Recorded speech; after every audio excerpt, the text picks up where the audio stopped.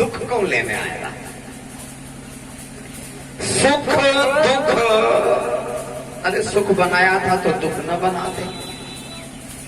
पाप पुण्य, जब पुण्य बनाई थी तो पाप बनाने की क्या जरूरत है?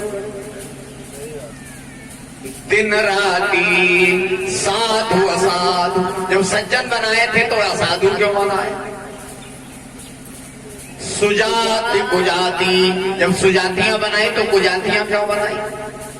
दानव देव, जब देवता बनाए थे तो दानव बनाने की क्या जरूरत है? ऊंचा और नीचू, जब ऊंचे बनाए थे तो नीचे क्यों बनाए? काशी मग, काशी बनाई तो मगहर क्यों बनाया? इसकी क्या जरूरत है? सुरसरी कर्मनाशा, गंगा जी बनाए तो कर्मनाशा क्यों बनाई? इसकी क्या जरूरत है? कर्मनाशा वह नदी है जो सारी पुण्य, एक बार अगर तुम नहाए लो तो पूरी जिंदगी भर की पुण्य चली जाएगी। तो अच्छा हुआ जो अपने यहाँ उत्तर प्रदेश में नहीं है, जब बिहार में लालू प्रसाद के यहाँ चली गई, जाओ अच्छी बात है। नहीं तो कोई धोखे धड़े हम लोग पहुंच जाएगा।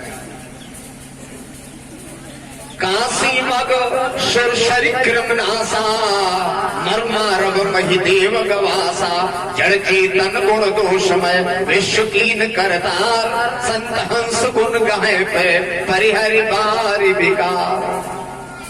अब ये बनाया क्यों? ब्रह्मा जी के सामने भी कोई मजबूरी रही होगी। पूछा गया भाई कौन सी मजबूरी थी तुम्हारी? तो ब्रह्मा जी ने कहा संसार की रचना संभव नहीं थी, ये जगत बिना प्रपंच के नहीं बन सकता था। जैसे माताएं चूल्हा बनाती हैं मिट्टी का, और इनको अगर कड़ुआ निकाल के दे दो तुम 4 तसला, और कहा चूल्हा बनाए दो तो ये नहीं बना पाएंगी, और बनाएंगे तो वो चटक जाएगा, सूख के खीर खीर हो जाएगा। अच्छा इनको अगर एक फट्टा भूस डाल दो, कहो लो जब भूसा से बनाई दो, तो ये भूसा से भी नहीं बना पाएंगे। जब मिट्टी और भूसा दोनों साने जाएंगे तो वहीं चाहे चूल्हो बनवाओ चाहे बरोसी बनवाई, चाहे जो आइटम बनवाओ, मिट्टी और भूसा दोनों सानने पर। ऐसे ही तुलसीदास जी कह रहे हैं, विधि प्रपंच गुण अवगुण शाना, कहीं वेद इतिहास पुराना। जब तक गुण और अवगुण को सम्मिश्रण नहीं होगा तब तक ये प्रपंच तैयार नहीं हो सकता था। इसलिए ब्रह्मा जी की भी मजबूरी रही थी। आज कालिया नाम को भेज दिया है और कहा तुम्हारे फणों पर हमारे चरण चिन्ह है, इसलिए अब गरुड़ जी तुम्हारे ऊपर आक्रमण नहीं करेंगे। जमुना निर्मल हो गई। अब इसको थोड़ा गहराई से आप लोग देख लें। कालिया नाग है काम, ये नाग के रूप में काम जमुना के हृद को ये काम दूषित कर रहा है।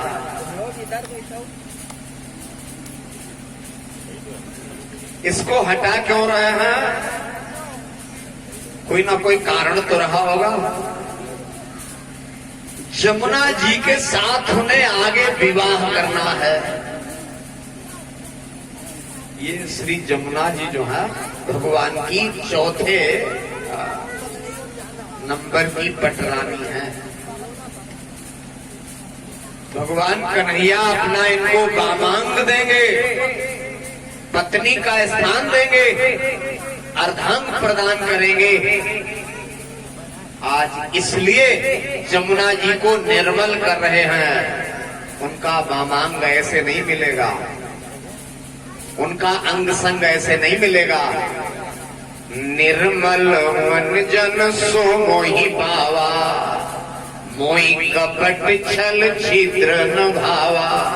जिसका मन निर्मल होगा, जिसका अंतःकरण निर्विकार होगा, जिसका हृदय दोष रहित होगा, वही भगवान को पा सकता है।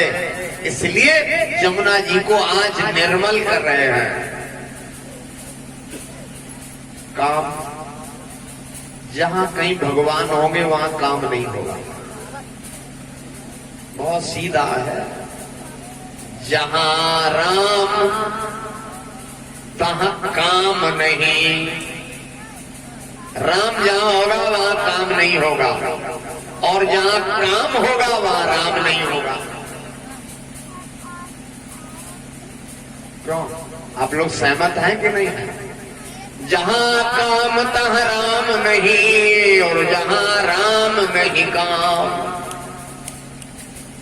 तुलसी कैसे रह सके रवि रजनी एक ठाम।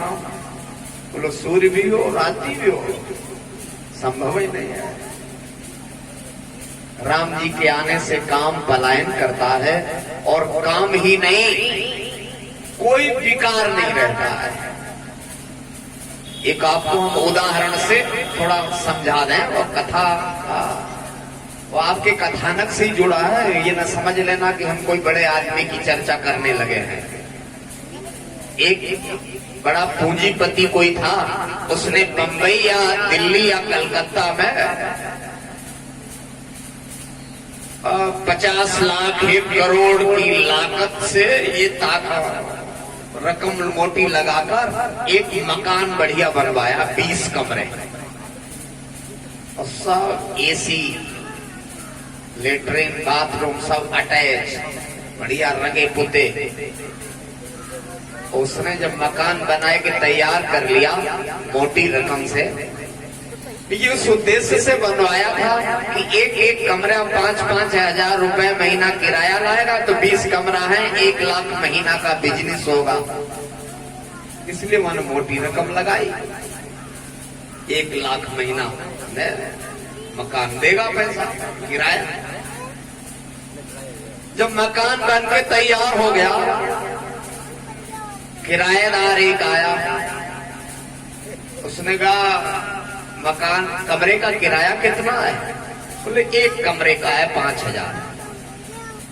तो किराएदार ने कहा ये गेट के पास वाला कमरा हमें दे दो, पहला कमरा। मकान का पहला कमरा किराएदार ने ले लिया।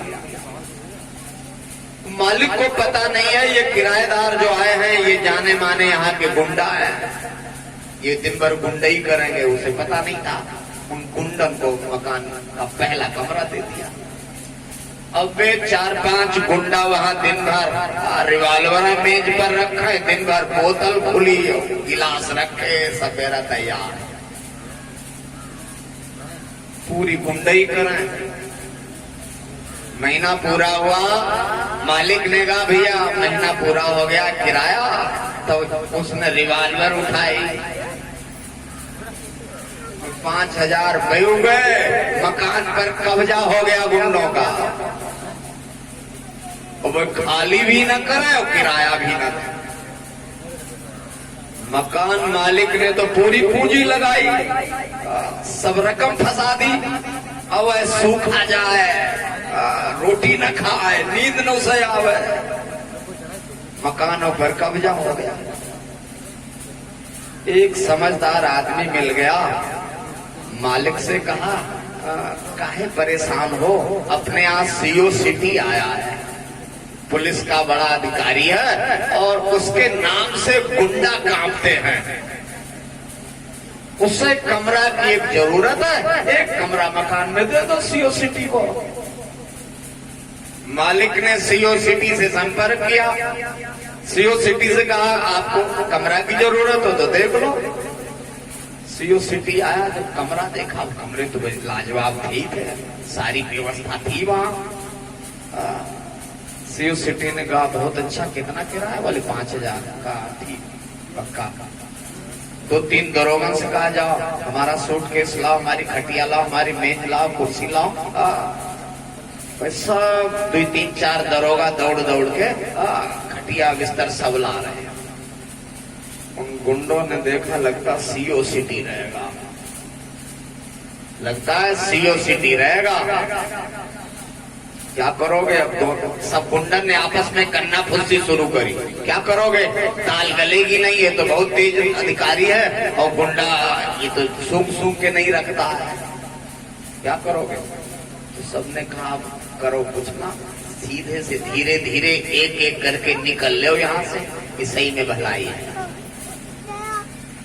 शाम तक वैसा गुंडा अपना अपना सूटकेस लेके 1 2 3 हो गए, मकान खाली। अब सीओ सिटी जब रहने लगा मकान में, तो और भी अच्छे भले आदमी आने लगे कि यहाँ तो पूरी सुरक्षा है, पुलिस का अधिकारी रहता है। सब कमरा उठ गए किराए पर और सब समय से किराया आने लगा। 1 लाख रुपए महीने की आमदनी प्राप्त होने लगी मालिक को। अब हम ये सीओ सिटी की कथा सुनाने थोड़ी आए तुम लोगों को। क्या हम कहना चाहते हैं, पहुंचे आप लोग कथा की ओर। तब लगी हृदय वसत खलनाना, काम क्रोध ममता मदमाना। जी गुंडा है और यही मकान है आपका शरीर। इस देह रूपी बिल्डिंग में, महल में ये काम क्रोध लोभ मोह ईर्ष्या मत्सर ये सब गुंडा कब्जा किए हैं। इस आपकी इमारत पर इन गुंडों का कब्जा है, लेकिन ये गुंडा कब भागेंगे, सीओ सिटी की जरूरत है। सीओ सिटी समझ रहे हो कौन, कब तक ये गुंडा है आपके देह में। तब लगी हृदय वसत खलनाना, काम क्रोध ममता मदमाना। जब लगी हियन बसत रघुनाथा, धरे चाप सायक कटिया था। जब तक सीओ सिटी वो 4 भुजा वाला नहीं आपके अंतःकरण में प्रविष्ट होता है, तब तक ये गुंडा अपना पूरा प्रभाव दिखाएंगे। उसके आने पर जैसा पलायन कर जाएंगे, तो फिर भगाने नहीं पड़ेंगे जी, तो सब अपने आप आ गया। बस परमात्मा का पदार्पण आपके हृदय में, अंतःकरण में भगवान के प्रति आपकी श्रद्धा हो, निष्ठा बन जाए और उसको बस स्थान आप दे दीजिएगा, और वह आपके हृदय में तभी स्थान लेगा जब आपका हृदय निर्मल हो, निर्विकार हो, दोष रहित हो, कोई छल छिद्र फरेब न हो। तो भगवान आपके हृदय में अपने रहने लायक स्थान समझ लेंगे। अब है इन विकारों को हटाना होगा। जमुना दोष रहित हो गई, निर्मल हो गई। भगवान कन्हैया ऐसी अपनी दिव्याति दिव्य लीलाएं कर रहे हैं। ऋतुओं का व्यास जी वर्णन करते हैं। हेमंत ऋतु आ गई। हेमंते प्रथमे मास नंद ब्रज कुमारिका, चेरुर्हविष्य भंजान्या कात्यायनी मर्चनोमृतम। हेमंत ऋतु के पहले महीने में ब्रजबालाएं वहां एक अनुष्ठान करती हैं। कात्यायनी देवी की पूजा किया करती थी। जमुना में निर्वस्त्र स्नान करती थी, बालू की प्रतिमा बनाती थी और उस बालू की प्रतिमा की पूजा करती थी। तो को पूजा हम लोग समय से कर पावे या न कर पावे, लेकिन पूजा का समय हमारी जानकारी में तो होना चाहिए। उचित समय क्या है, भले हम उचित समय पर न करें, न कर पावे, लेकिन जानकारी तो हो। क्यों? ब्राह्मण वंश में हम लोग आए हैं, ब्राह्मण शरीर में आए हैं, ब्राह्मण कुल में जन्म पाया है। ब्राह्मणैर नवभिर गुण, ब्राह्मण में 9 गुण होते हैं। भले वही गुण हमारे अंदर न हो, लेकिन हमें उनकी जानकारी तो होनी चाहिए। कौन से हमारे गुण हैं?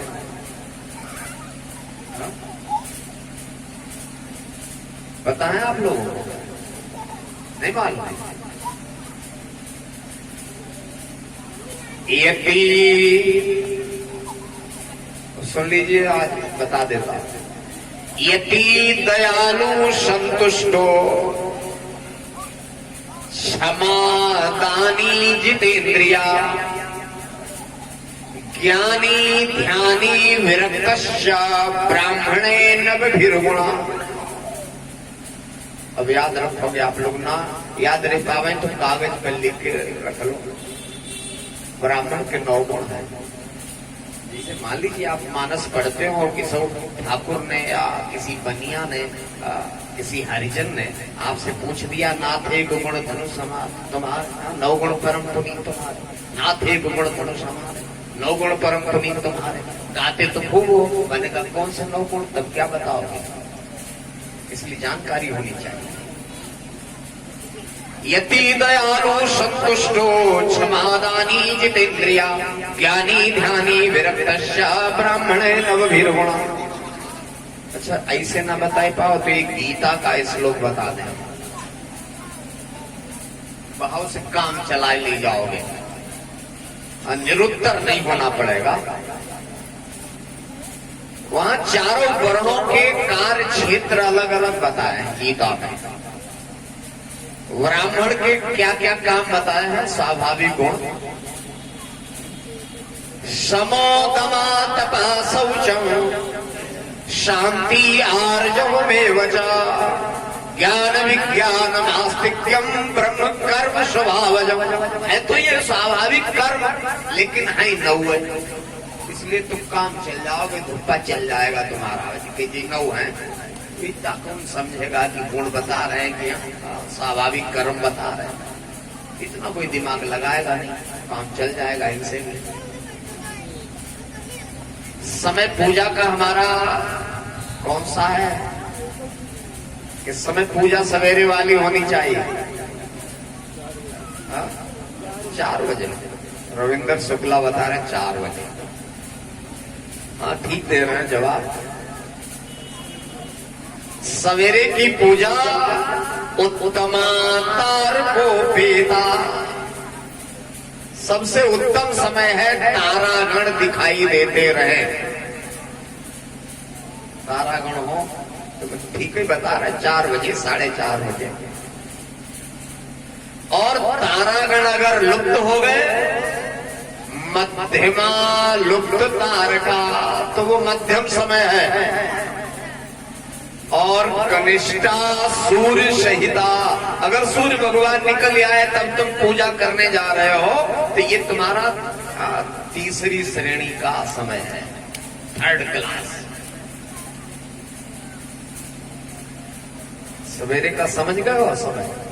अब हम उस टाइम पर कर पावे या ना कर पावे ये बात अलग है, लेकिन अच्छा उचित ये समय होता है। संध्या वाली का बता दें, शाम वाली पता है?